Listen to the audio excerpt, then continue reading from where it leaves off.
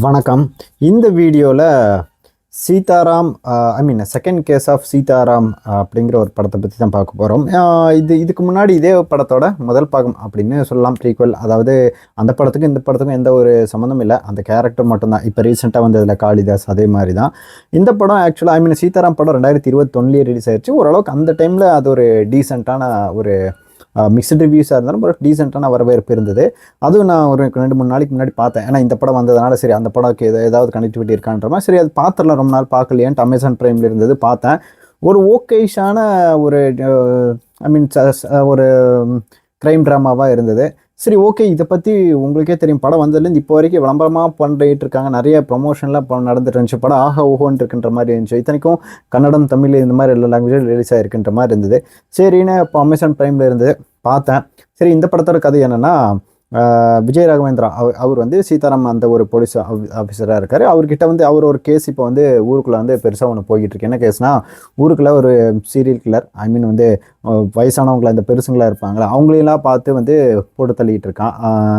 அது யார் என்ன எதுன்னு இவர் வந்து கண்டுபிடிக்க ட்ரை பண்ணுறாரு. அது வந்து ஒரு சஸ்பெக்ட் கிடைக்கிறாங்க. உங்களுக்கே தெரியும், ஒரு 2-3 ரீலில் ஒரு சஸ்பெக்ட் கிடச்சா கண்டிப்பாக கொலகாரவனாக இருக்க மாட்டான்னு நமக்கு எல்லாருக்குமே கெஸ் பண்ணக்கூடிய ஒன்று தான்.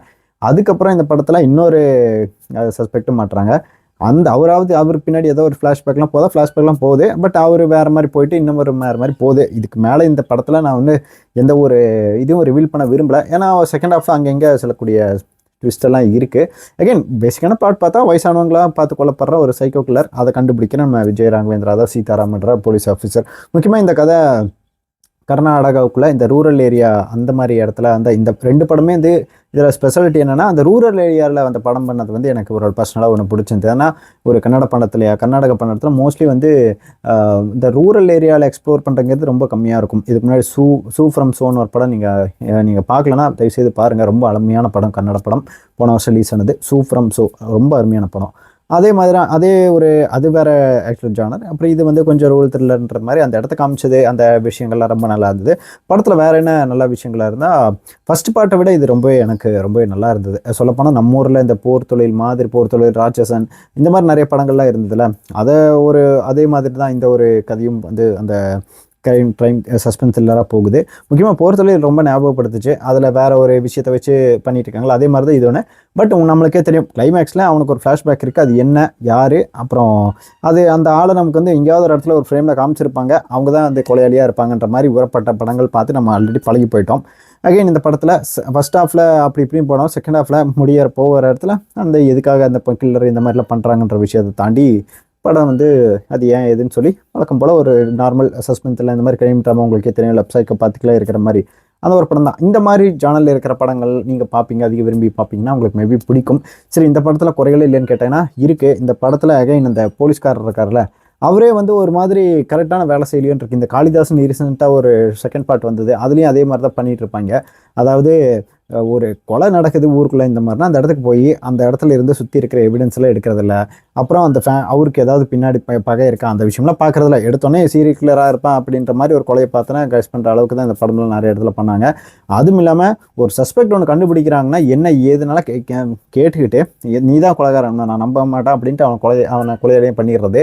இதில் என்ன பிரச்சனைனா, அது இல்லை அவன் மடை போட்டாலோ இல்லை இன்னொரு கொலை நடந்ததுக்கப்புறம் தான் வேற ஒரு இது கிடைக்குது. அப்புறம் இவங்க இஷ்டத்துக்கு அங்கங்கே ஒரு ஒரு ஒரு ஒரு சஸ்பெக்ட் கண்டுபிடிக்கிறாங்கன்னா அவங்க ஏதாவது ஆனதுக்கப்புறம் தான் இன்னொரு க்ளூ ஒரு எவிடன்ஸை இவங்களுக்கு கிடச்சி அதை ஃபாலோ பண்ணி போகிற மாதிரி இருக்குது. இத்தனைக்கும் உங்களுக்கே தெரியும், ஒரு கொலைகாரம் இங்கே இருக்கான்னு தெரிஞ்சோன்னே இந்த ஹீரோக்கெலாம் வந்து அந்த ஃபோர்ஸ்லாம் கூட்டிகிட்டு போகிறதில்ல, தனியாகவே தான் போய் நோட்டுவேன், எல்லா இடத்துலையும் போய் நோட்டிக்கிட்டு இருக்கிற மாதிரி கேரக்டர் இந்த படத்துலையும் இருக்குது. அதை தாண்டி ஒரு கட்டத்துக்கு மேலே அந்த ரிப்பீட்டடாக வரக்கூடிய சில இதே கொலை அது ஏன் நடக்குதுன்னே தெரியாமையே கொலை பண்ணிட்டு போகிறீங்கன்ற விஷயங்களாக இருந்தது. இதே ஒரு சின்ன ஸ்பாய்லர், ஒரு சின்ன பையன் கேரக்டர் இருக்குது. அந்த கேரக்டர் ஒரு இடத்துல வந்து ஒரு கொலை பண்ணியிருக்கு ஃப்ளாஷ்பேக்கில் அப்படின்ற மாதிரி ஒரு கேரக்டர் வருது. அந்த பையன் எப்படி அந்த கொலை பண்ணியிருப்பான் அப்படின்னு எனக்கு ஏற்றுக்க முடியல. அந்த மாதிரி லெவலில் அது கொஞ்சம் இதுவாக தான் இருந்தது. அந்த ஒரு இடத்துல மட்டும் இதுவாக இருந்தது. மற்றபடி ஃபஸ்ட் ஹாஃபில் ஓரளவுக்கு அப்படி இப்படின்னு ஃபஸ்ட் ஹாஃப் 48 நிமிஷத்துலேயே முடிஞ்சு போயிடுது, இன்டர்மிஷன்லாம் வந்துடுது. மொத்தமாக 2 மணி நேரம் கூட ஓடி படம் ஓரளவுக்கு டீசென்ட் வாட்சாக இருக்குது. நீங்கள் ட்ரை பண்ணலாம் தமிழில்.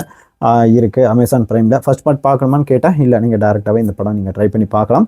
ஓரளவுக்கு இந்த நம்ம ஊரில் போர் தொழில் மாதிரி அந்த அளவுக்குலாம் எதிர்பார்க்க வேணாம். அந்த ஜானரில் ஒரு சிம்பிளாக ஏதோ ஒரு படம் இருந்தால் போதும் பண்ண நினைக்கிறவங்க இந்த படத்தை பார்க்கலாம். கேஸ் ஆல்ரெடி நீங்கள் பார்த்துட்டீங்கன்னா உங்களுக்கு எப்படி இருந்துச்சுன்றது தயவுசெய்து சொல்லுங்கள். தேங்க்யூ.